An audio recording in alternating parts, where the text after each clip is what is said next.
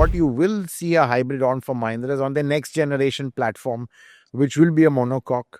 And I think that will be the base for the next gen Bolero, the next gen Thar, the next gen everything happening on that, running in parallel with the existing model. If you think about it, with the trade agreement that, the UK we've announced, it's the headline and the intro maybe that we have.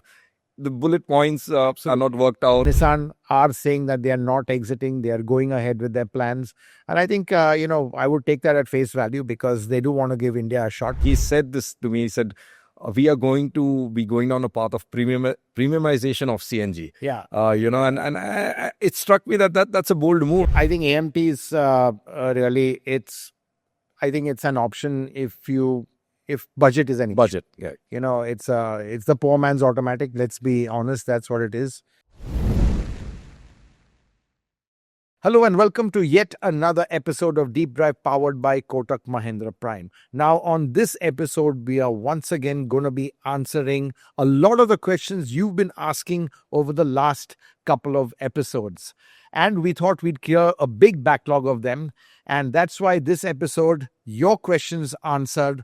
I'm going to be answering them with my colleague, Sergius. Yes. Thanks. And I think we've got a whole bunch. I think you've kind of collated a whole lot. I have, Hormazd. Just put them down into, sort of maybe heads and things like that. So, yes, thank you so much, guys and girls, for all of your queries, questions, because we've got a lot of them. And Hormazd, I'm just going to start them off with one which has been sort of, I could lump together as, should I wait for Chinese cars? I mean, people have been asking about various brands and, hey, this is going to come, that's going to come.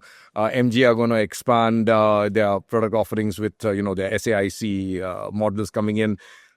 Should people wait for these cars? Well, I think, that is an amazing question for one very simple reason. It just shows how the perception of Chinese cars has changed. I mean, don't forget, at one time they were synonymous with bad quality.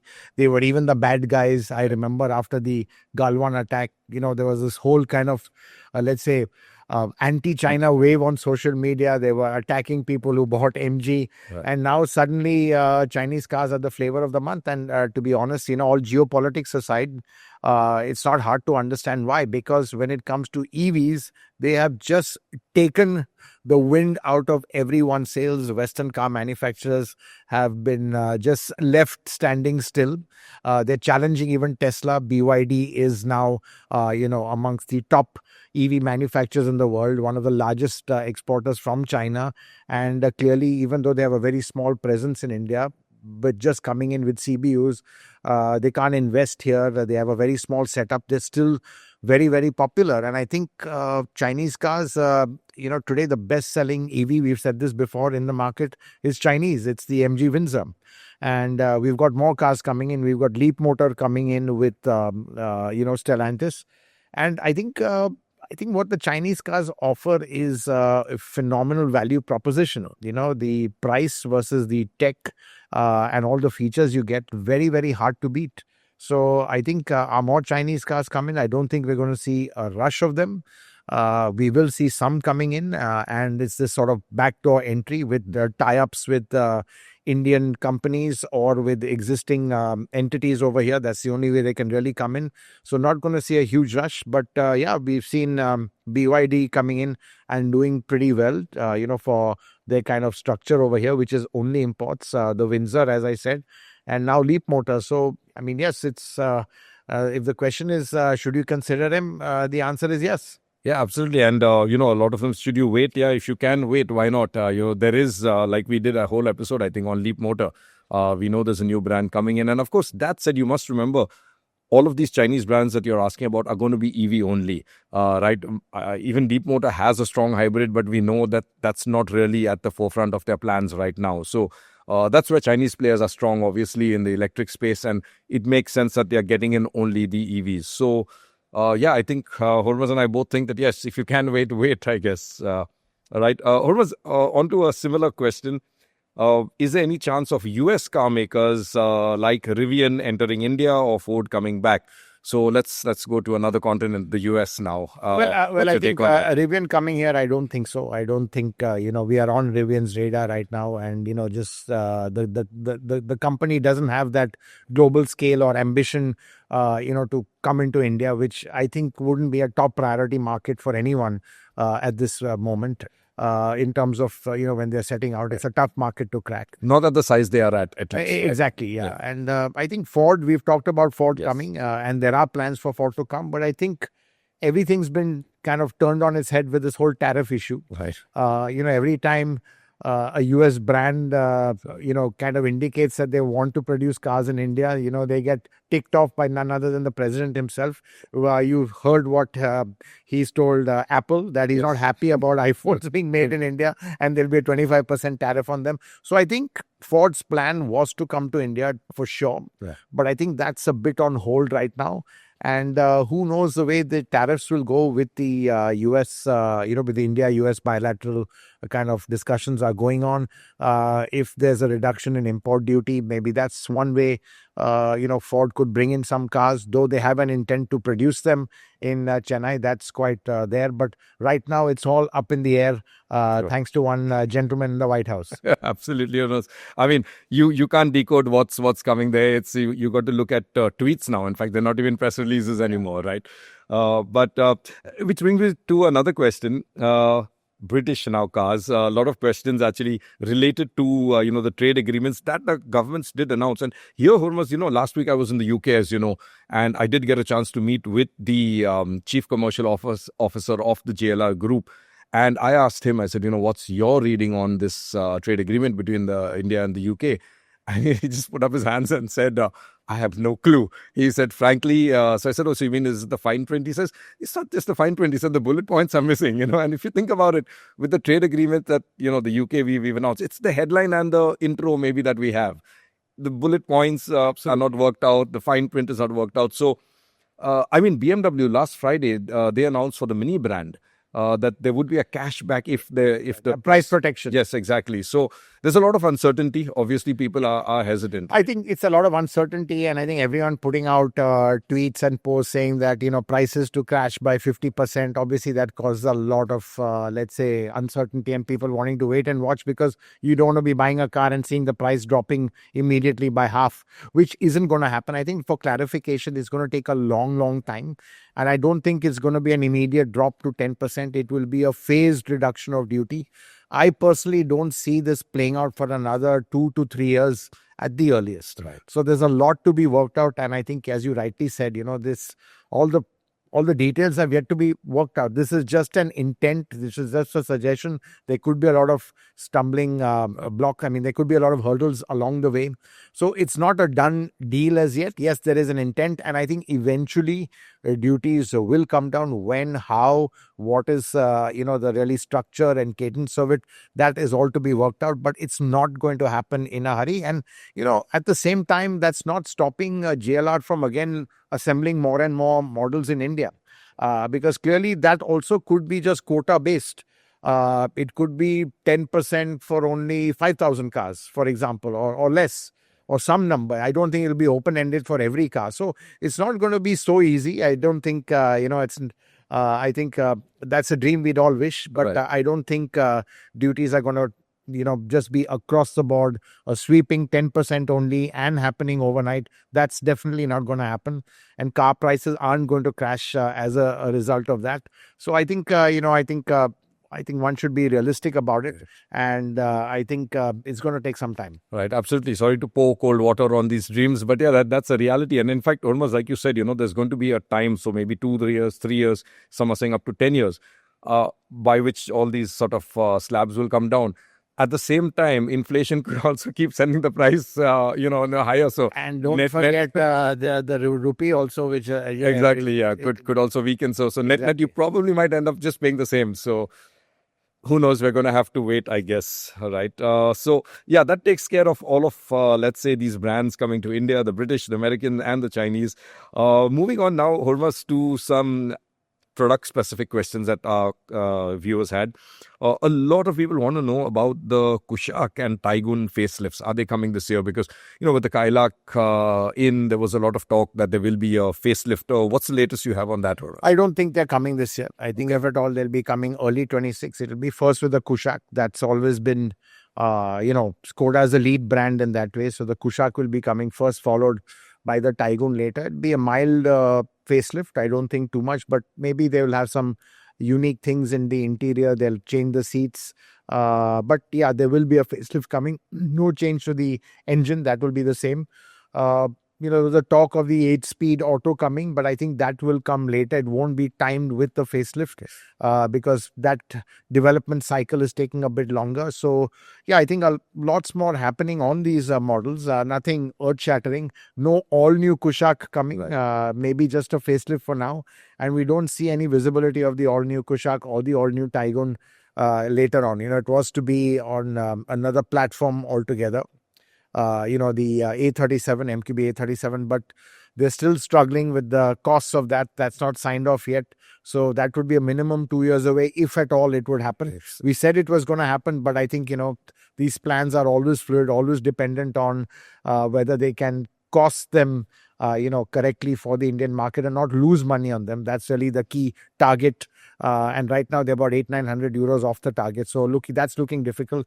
But I think what's already clear and investment has been signed off for is the facelifted models. And that I think we can expect in maybe early 26. Absolutely. And that is more or less the normal product life cycle also. You'd introduce a new product, you'll do a facelift and then a new gen in any case. That was invested in at the start of the program. So that was already kind of baked into the investment. Right. So that's going to happen. Exactly. So that's on the Kushaq. Hormazd, there are other questions. In fact, there are a lot of questions on this brand, and that's Nissan actually. Should we go in for the Nissan Magnite given the current situation of Nissan? When will Nissan bring in the OG Nissan products? Is Nissan going to be in India? Loads of questions on Nissan, which is a good thing because there seems to be interest in the brand. Yeah. But what's your I think it's quite interesting. We were just the other day, a friend asked me, was like the Magnite a lot, but very concerned about the company. Now, clearly, I think, Nissan globally is on a very shaky wicket. India operations, they've just sold their share to Renault. Which we talked about, which mean a couple of things. One is it could make it more nimble and agile, but at the same time, it could make them much easier for them to exit India. Nissan are saying that they are not exiting. They are going ahead with their plans. And I think, I would take that at face value because they do want to give India a shot. And they don't have this big burden of a plant right now, this massive overhead, which was really draining them. Renault have taken that over. So I think that way they've got that weight taken off their shoulders, which could give them, let's say, the resource to invest further. I think, Nissan, even the Magnite, I drove the facelifted one. I really love that car. Unfortunately, it's so underrated because the brand is not visible. But I think you and I drove it. Absolutely. Superb CVT, great value. The engine. Engine is great. I think they've really worked hard at the interior to kind of take the, let's say, feel up. Still sunroof, is not there. So I think, I think, a few things they've got missing, but otherwise, overall, it's fantastic. It's a fantastic package. True. And Nissan has a strong brand. It is known for the petrol. It's known for globally also cars like the Qashqai, and also I think it's a brand that resonates with Indians. True, absolutely. And Hormazd, also interestingly for Nissan, I think, like you said, yes, they are more nimble now without the burden of the plant. It could also mean that they could easily exit, but you have to remember, and people have to remember this, that with Renault bringing in the CMF-B platform, and we know the new Duster, they're going to have derivatives of Nissan. It's so much more easier for them to do derivatives now. Exactly. So I think that they're going ahead. They're going ahead with that. Yeah, that's right. We've seen that they're going ahead with that. True. And clearly, I think so there's no reason to believe that they're exiting right now, but clearly with poor sales comes poor resale value. So that's one thing you would have to live with. I don't think Nissans have particularly good resale value. Absolutely. So what was moving on now to another question we have. This one is on the Honda EV. Do you have any update on the Honda EV? Well, I think 26 is when it's supposed to come out, and I think they are looking at that. I think it's not going to be an Elevate in an EV. It's going to be an all-new EV, all-new platform, but an Elevate-sized vehicle. So and a new nameplate, basically. Probably a new nameplate. So it'll be running alongside the Elevate, of course, but it won't be not the same platform. It's not going to be like a Creta EV. Right. It's going to be a completely new platform and a new car, which I think is good. So there will be some differentiation. Right. I think it'll look completely different. And I think, again, plans are to bring it out in 26. But again, I think there could be some delays over that.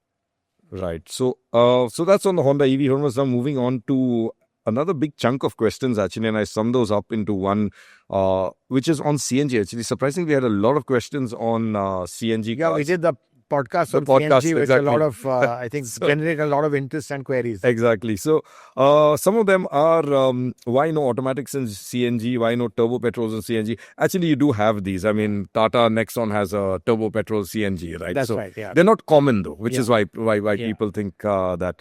Yeah. Short answer is what cost, right, Hormazd? It's cost. I think, CNG, basically, the assumption is that the CNG buyer is one who's just looking at value and the cheapest possible package. He just wants running costs and nothing else. But I think what Tata Motors has done is they've not gone only with that assumption. They've gone with the assumption, people want running costs, but they want convenience as well. They want the car to drive well. So, they want features and they stuff. want features. Yeah. So that's why you've got a turbo-petrol in the Nexon. Right. And now you've got an 80 coming out with the Altroz, which we just broke the story. It wasn't announced, but the Altroz CNG is going to get an 80 variant as well. So I think, it is happening. And I think, again, I would say hats off to Tata for not treating a CNG customer as someone who's, just wants a very base level of motoring and has no aspiration. Correct. They are not just fleet operators, to be honest. There are some, people who enjoy cars or not enjoy cars, but are proud of their cars and want a little bit more in them. And that's what Tata are doing. Correct. I know, in fact, Hormazd, you're absolutely right. Hats off to them, because I remember talking to Vivek, the marketing head at Tata, about 2.5 years or 3 years ago when they introduced higher variants in the CNG. And he said this to me. He said, we are going to be going down a path of premiumization of CNG. Yeah. And it struck me that's a bold move. Yeah, and that's right. And so that's something Maruti hasn't bothered to do. They're looking really at the base level only. Yeah, exactly. True. Which brings me to Maruti, which is the next set of questions we had, actually. When will Maruti Suzuki also look at a dual cylinder, the gas tanks, like Hyundai and Tata have? Tata sort of pioneered it. Hyundai now have dual CNG tanks, so you free up the boot space. Is Maruti going to also look at this? Do you have any scoop there? Or no scoop there, but unlikely. I think this formula is working for Maruti the way they are producing CNG. It's about now 30% of sales in and these segments are growing. So clearly, I think I don't see Maruti really finding the need to do that, because they are addressing a different kind of customer, fleet customer as well, and this car suits the purpose. And I think that's how it is. So the bigger tank is more or less here to stay. Yeah, exactly. Right. And on CNG still, why isn't Mahindra doing a CNG? Now, okay, Mahindra has CNG actually in their commercial fleet, but obviously this refers to the passenger vehicle space. Yeah, well, brand image? Well, I think firstly it's passenger vehicles. It's not just passenger vehicles. Mahindra's all SUVs. Right. And it's SUVs at a certain level of performance and power and segments. Now, their base passenger SUV is really the 3XO, and if at all that could get a CNG the way the next one has got a CNG, but I don't think that fits Mahindra's brand image. They're seen as more aspirational. And other than the 3XO, everything else really doesn't lend itself to being CNG driven. They're all actually diesel driven. Right. The fact that 84% of Mahindra sales are all diesel tells you that these SUVs are all about torque, all about grunt, And that's what CNG doesn't offer. It would be just completely at odds with what the brand is or what even the product promises. So there's no fit for CNG in Mahindra's product lineup, and I don't think they're going to be looking at trying to force fit something there. Right, and absolutely, Hormazd, like you said, also they've got diesels, and that's another reason why CNG is out. Because if you look at, say, Maruti, for them CNG is like a substitution of diesel. Exactly. Mahindra don't need that. That's right, absolutely. So yeah, I guess Mahindra CNGs we're not going to see anytime soon. Let's move on to a buying query actually, and I thought this was important because there was a question related to two different products, but two also different gearboxes.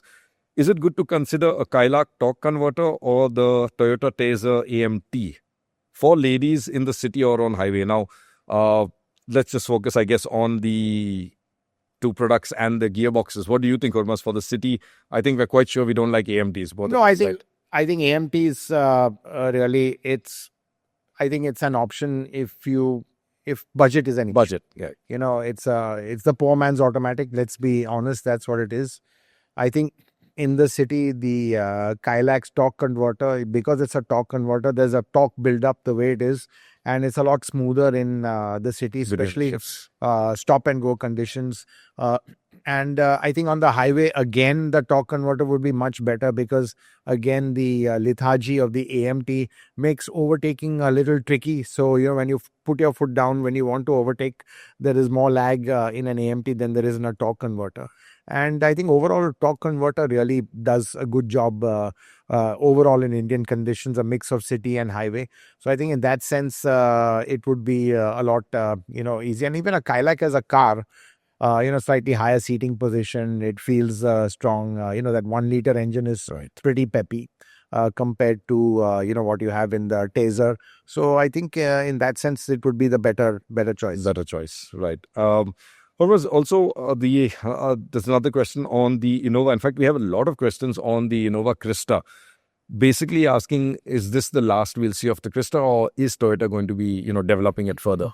I think that's a very good question. And I think that's a question even Toyota are grappling with. Right. Because I think it's reaching a phase where they have to decide, if they are to be globally aligned, I think we might be going away from diesel and the Crysta and away from body on frame. And you might have the high cross kind of, let's say filling in that gap. I think also the IMV platform, it's the next generation of it. Will India be part of that program? That's something which we are not sure of, in which case the Crysta would go. So, I mean, there is a chance that the Crysta will eventually be phased out. And, I don't see a new generation one coming. It would probably be the Innova High Cross would, fill in for that. Right now, both are selling. But, having said that, the Crysta has got such a loyal and solid following. It's the only vehicle of its kind, body on frame, diesel. People just love it. It's still the gold standard for body on frame. Still has the edge over Mahindra in that sense. And Mahindra's caught up a lot that way. So they'd really be ruling the roost. Mahindra would be ruling the roost if Toyota exited. Not only from the MPV, because if that went, then the Fortuner would also go. They're both built on the same platform. And I don't know whether India would have enough scale for the next generation of IMV, because don't forget, other markets even have the pickups over there, which we don't.